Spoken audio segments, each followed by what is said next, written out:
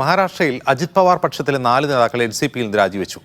Pimpri ചിഞ്ച്വാഡയിലെ NCP അധ്യക്ഷൻ അജിത് ഗഹ്വാനെ ഉൾപ്പെടെയുള്ളവരാണ് രാജിവെച്ചത്. ഇവർ ശരത് പവാർ പക്ഷത്തോടൊപ്പം ചേരുമെന്നാണ് സൂചന. പി ആർ അരവിന്ദ് വിവരങ്ങളുമായി ചേരുന്നു. അരവിന്ദ്, ഈ ലോക്സഭാ തെരഞ്ഞെടുപ്പിലെ മഹാരാഷ്ട്രയിലെ ഫലം ഈ തീരുമാനങ്ങളെ സ്വാധീനിച്ചു കാണുമോ?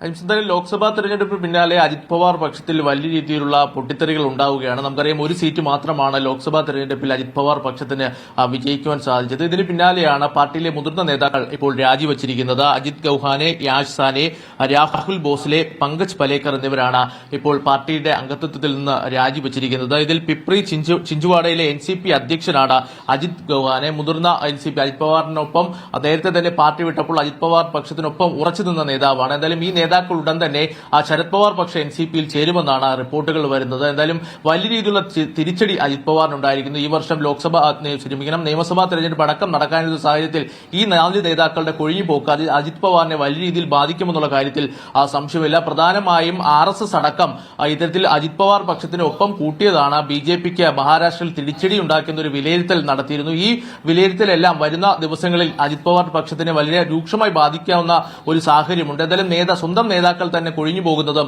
അജിത് പവാർ പക്ഷത്തിന് തിരിച്ചടിയായിരിക്കുകയാണ്. 4 നേതാക്കളാണ് ഇപ്പോൾ പാർട്ടി അംഗത്വത്തിൽ നിന്ന് രാജിവെച്ചുകൊണ്ട് ശരത് പവാറിനൊപ്പം പോകാൻ ഒരുങ്ങുന്നത്. ശരി അരവിന്ദ്.